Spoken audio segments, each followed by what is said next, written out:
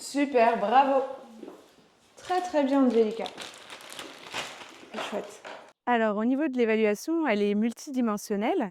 Elle va venir appuyer le projet d'accompagnement personnalisé de l'enfant en venant éclairer les capacités, les besoins et où est-ce qu'il en est. Au niveau des domaines de compétences qu'on peut évaluer en IME, donc il y a les domaines du langage, de la communication expressive, on a également la compréhension. Et puis, on peut aller aussi sur la dimension écrite, donc la lecture et l'écriture. L'autre grand domaine, c'est la cognition. Donc, dans la cognition, on a le raisonnement, tout ce qui se rattache à la mémoire, l'attention, capacité d'imitation. On peut explorer également la dimension motrice, donc la motricité fine ou la motricité globale. Dans les spécificités, il y a également la perception sociale. Donc, la perception sociale, c'est tout ce qui est reconnaissance des émotions, donc à partir de supports visuels, ou on peut également être sur de la théorie de l'esprit, donc la capacité à se mettre à la place de l'autre. Et pour ça, on a des petites vignettes cliniques ou des scénarios sociaux. Et puis, on a également des outils qui vont venir explorer l'autonomie de l'enfant sur l'habillage, la propreté, les repas ou les soins. Alors l'évaluation, c'est un outil qui va nous servir à nous renseigner sur les compétences et sur les besoins de l'enfant. C'est-à-dire que quand on va penser un accompagnement à l'arrivée d'un jeune qu'on ne connaît pas, ou quand on a besoin de refaire un point sur son parcours, on va utiliser l'évaluation, on va observer, on va évaluer, on va recueillir des clés de compréhension sur comment l'enfant s'adapte à son environnement. Très bien.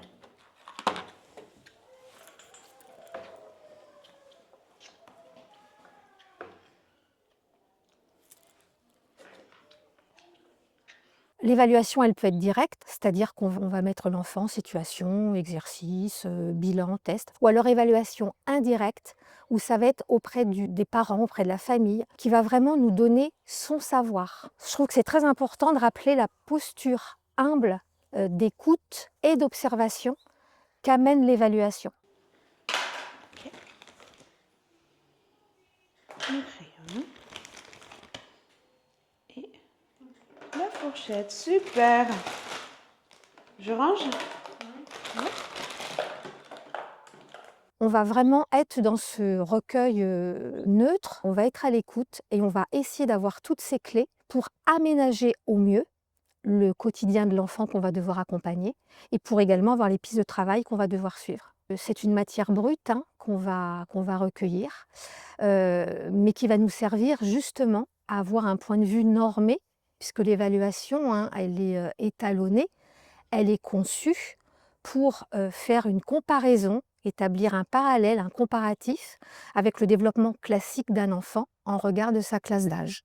On accueille des enfants avec des profils très variés, des enfants avec une déficience intellectuelle, avec des troubles du comportement associés. De par la diversité et la complexité un petit peu de ces accueils, on va avoir une évaluation qui va être pluridisciplinaire et qui va être très individualisée. Donc on a plusieurs outils qui sont à notre disposition.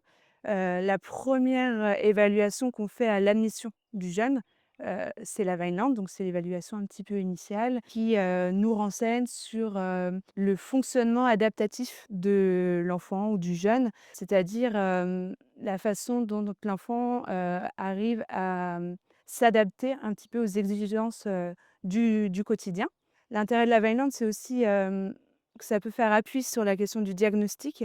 Ça peut aussi nous renseigner sur les besoins d'accompagnement thérapeutique, pédagogique ou éducatif. Chez les plus jeunes, on utilise le PEP3, qui est une évaluation plutôt sous forme de jeu, de petites activités, qui va venir nous renseigner sur les compétences développementales, sur le langage, la motricité, les capacités d'imitation ou encore la socialisation. Un peu dans la même lignée, on a le TTAP, donc chez les plus grands, qui peut aussi nous donner des renseignements un peu sur les compétences professionnelles, pré-professionnelles de l'enfant, et puis orienté sur la question de vers quoi ce jeune adolescent ou ce jeune adulte va-t-il dans le après IME. Dans les autres outils, on a le Comvor, bien évidemment, qu'on utilise de plus en plus, aujourd'hui sur, l'établissement. C'est une évaluation de la communication, visuelle et réceptive. Savoir ce que comprend l'enfant à partir, de supports visuels et qui va nous permettre d'adapter nos supports de communication, les supports du quotidien pour une meilleure compréhension à la fois sur, le déroulé du temps, les espaces. Le dernier outil, qu'on utilise alors surtout, chez les enfants TSA, c'est l'EPO, donc l'évaluation de la programmation d'objectifs, qui est plutôt une grille d'observation, faire un état des lieux des compétences qui sont déjà développées chez l'enfant et celles qui sont en cours d'acquisition ou qui vont être à développer dans un projet individuel.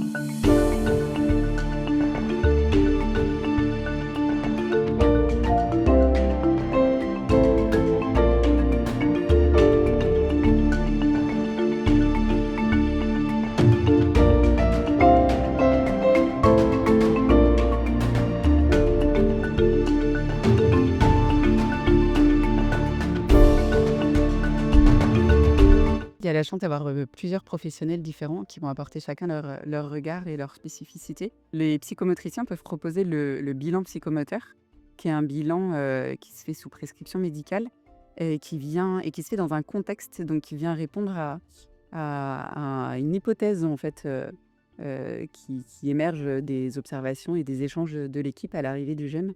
Et ce bilan, il peut être un bilan d'observation en fonction des capacités de l'enfant ou un bilan effectivement qui vient s'appuyer sur des tests et des évaluations plus standardisées.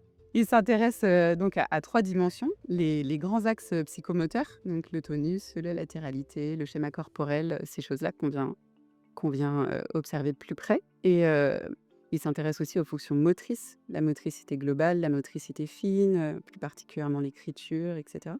Et aussi aux fonctions exécutives.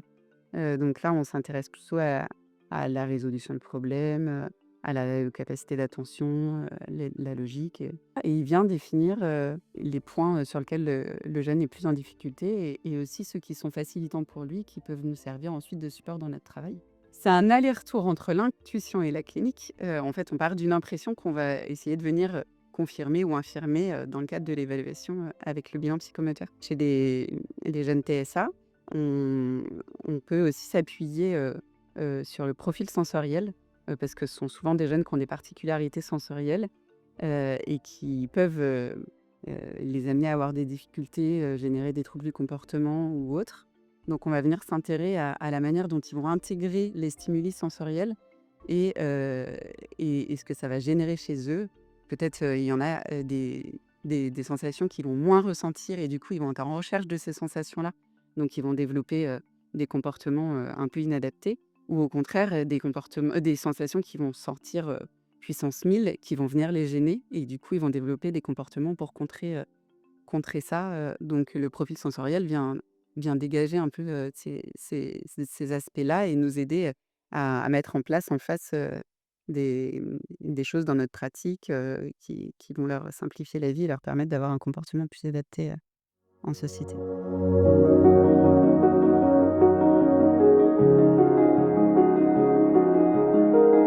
Donc en fait, quand je les retranscris dans la classe, les élèves, quand ils rentrent, ils ont un visuel qui est adapté à leur mode de communication. Il peut y avoir un visuel avec des pictogrammes plus du type PEX, puisque c'est l'outil de communication qui est favorisé pour ce jeune-là. Pour un autre élève, ça peut être avec des visuels de photos, avec des visuels liés au pictogramme Makaton. Je sais que mes collègues, aussi bien en éducatif, peuvent aussi bien l'utiliser. Enfin, je sais qu'il y a le set de table qui est utilisé en cuisine à la cantine. Il y a le regard de l'éducatif, mais qui vient être complété par le regard pédagogique. Moi, ce qui m'importe, c'est que l'élève soit le plus autonome possible. Donc, il y a ma photo qui est barrée. Et là, l'élève a appris que quand il y a cette photo-là, il doit faire son activité tout seul. Donc, c'est tout un apprentissage. Ça ne se fait pas au début. Il y a de la guidance. Et puis après, l'élève continue tout seul. Pour rassurer aussi les élèves, il y a besoin que quand il y a un nouvel apprentissage pédagogique, il y a un visuel. Si le nouvel apprentissage, c'est d'apprendre à gommer, eh bien, il y a le visuel nouvel apprentissage avec Muriel. Donc là, l'enfant est rassuré, il sait qu'il a le droit de se tromper, qu'il ne va pas y arriver du premier coup. Donc si c'est avec la gomme, bien, moi je commence à écrire, je lui montre comment gommer, lui il fait dans l'imitation parce que ça fonctionne. Le PEP 3 a montré que pour que l'enfant soit autonome, Il peut y avoir du tri de couleurs avec des perles à enfiler. Donc on commence avec 3 perles, 5 perles et au fur et à mesure, c'est de développer son autonomie. Donc il peut y avoir une dizaine de perles, de tri de couleurs. Mon objectif pédagogique, ça va être de tout mélanger pour que l'enfant puisse généraliser et s'y retrouve. Toutes les activités, c'est un plan de travail pour que l'enfant il sache ce qu'il va faire et c'est structuré pour éviter les troubles du comportement et voilà.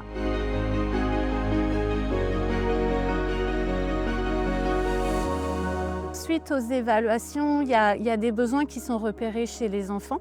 Il y a un des enfants qui, au niveau sensoriel, on sait qu'il y a besoin de bruit, il faut que ça tourne.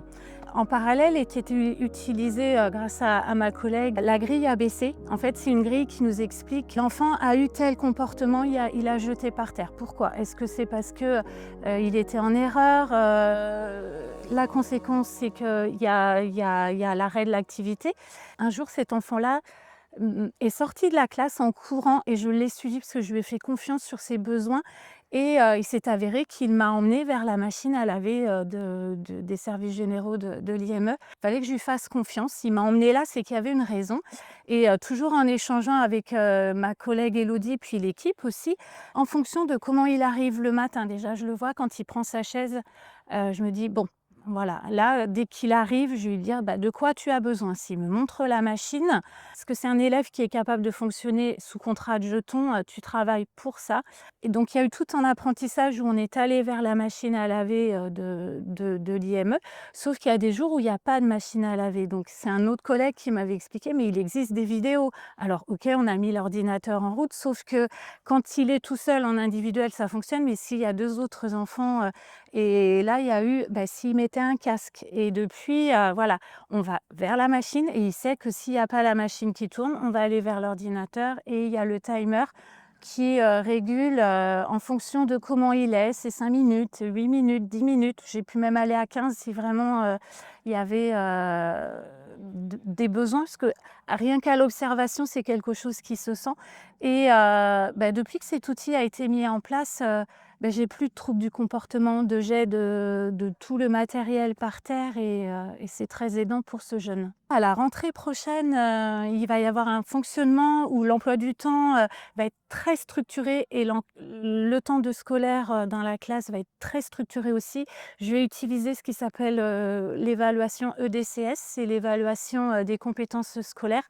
Ça va donner une photographie de là où est l'enfant pour, l'emmener, encore plus loin et ça va pouvoir se faire parce qu'il va y avoir un travail en lien, avec mes collègues, éducatrices et ce qui va être travaillé en classe le sera sur toute la période de la journée et il y aura des évaluations, des allers-retours et ça va être un très, très beau complément et c'est un beau challenge aussi. Voilà. Les évaluations, elles ne sont pas destinées à être menées par un seul professionnel, hein. Souvent, les regards sont croisés. Alors déjà, j'ai envie de dire, le premier partenaire, c'est la famille, hein, qui va être là pour l'évaluation.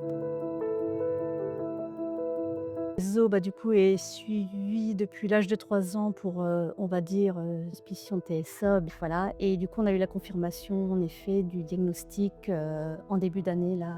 Donc là, il y a eu une admission récente, d'Enzo à l'IME et dans le cadre de cette admission, il y a une évaluation, qui lui a été proposée, donc c'est la Vineland. Oui, Comment vous avez vécu, ce moment-là? très bien, voilà, j'ai répondu à les questions du test, avec vous et du coup, l'éducatrice spécialisée de l'IME, Et est-ce que vous avez découvert, des choses sur Enzo, sur son fonctionnement? Déjà, j'ai demandé à l'école, du coup, pour le test, qu'est-ce qu'il faisait là-bas, INSA. Donc j'ai eu l'écrit de la maîtresse qui m'a agréablement surprise, parce que du coup, je ne savais même pas, qu'Enzo faisait tout ça, là-bas, en fait. D'accord. Ça m'a permis de voir aussi les difficultés d'Enzo. En fait, je pense qu'il y en a que je savais, mais il y en a que j'ai certainement dû, minimiser, en fait. Surtout dans l'autonomie et la motricité. Je pensais qu'Enzo, était un peu plus haut en tous les cas, que le résultat qui m'a été rendu. De voir justement où il en est pour mieux évoluer, hein, C'est ça. Oui, oui, parce que c'est une photographie à un temps T de l'enfant et puis après l'idée, c'est de comment on l'accompagne pour Oui, évoluer, puis de gagner en autonomie aussi oui, sûr, oui, avec c'est ça. tout ce qui est mis en place. Oui. Mmh. En tant que parent, la démarche d'évaluation, qu'est-ce qu'elle a pu vous apporter? Donc en fait, quand j'ai eu ce document, ça m'a confortée dans ce que j'avais vu et du coup, oui, c'est la satisfaction qu'Enzo, il soit ici et que tous ses besoins soient pris en compte, en fait. Enzo sera mieux pris en charge aussi, donc c'est une satisfaction quand même, de m'avoir éclairée sur tous ses besoins. Projet d'accompagnement, il est un petit peu en cours de réflexion ou en cours d'élaboration. Est-ce que vous avez des attentes ou des envies sur, ce que vous souhaiteriez qu'on travaille avec Enzo? Oui, continuer à faire évoluer son autonomie, même si ça évolue un petit peu, bien sûr, de continuer vers ce chemin-là. Ensuite, il y a aussi l'enseignement, parce que je pense qu'Enzo a soif quand même d'apprendre et il commence à s'ennuyer. Et ensuite, ben, la communication, qui reste difficile pour Enzo quand même, vu que voilà, l'orthophonie a amené des petites choses, mais ça reste limité, quoi. La socialisation est très compliquée pour Enzo. C'est vraiment, je pense, le domaine, Donc le lien à l'autre. oui, assez. D'accord.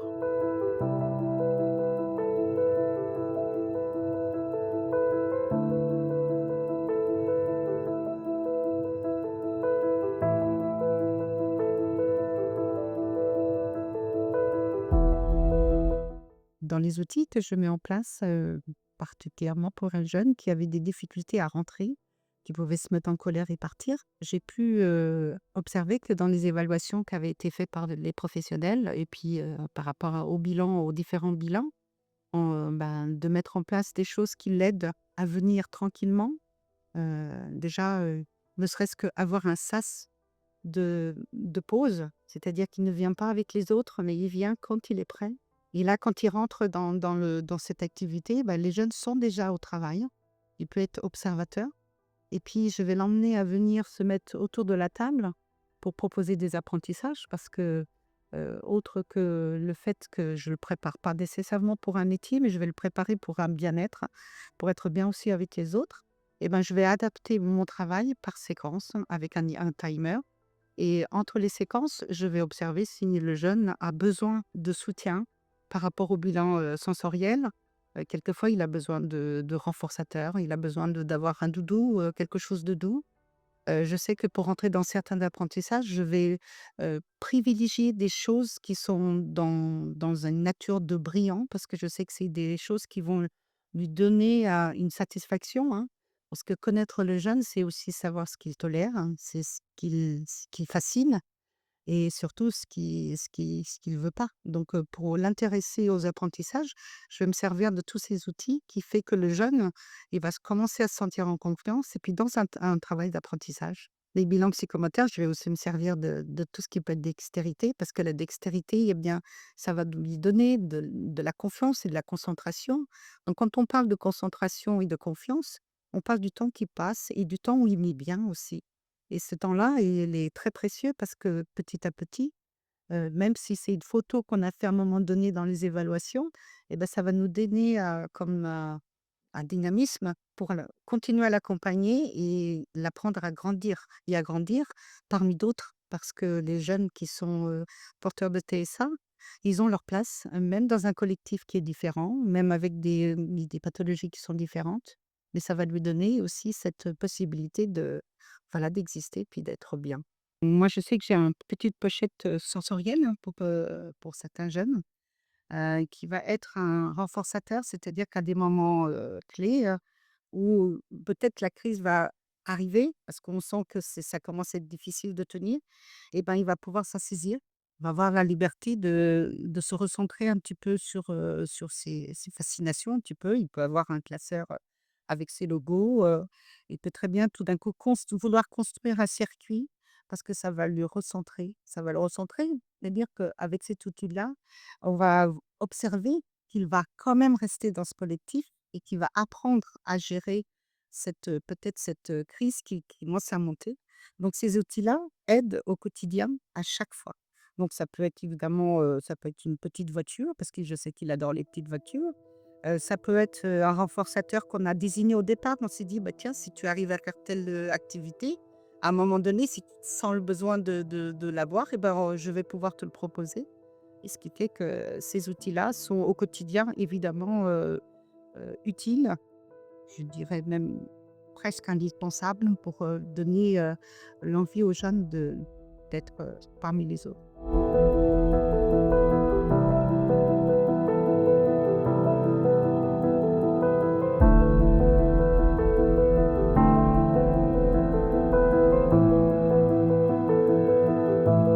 puisque la vocation de l'évaluation, c'est d'être discutée en équipe pluridisciplinaire pour qu'il y ait justement ce croisement de points de vue, cette complémentarité pour construire le projet personnalisé qui va être au cœur de l'accompagnement de l'enfant.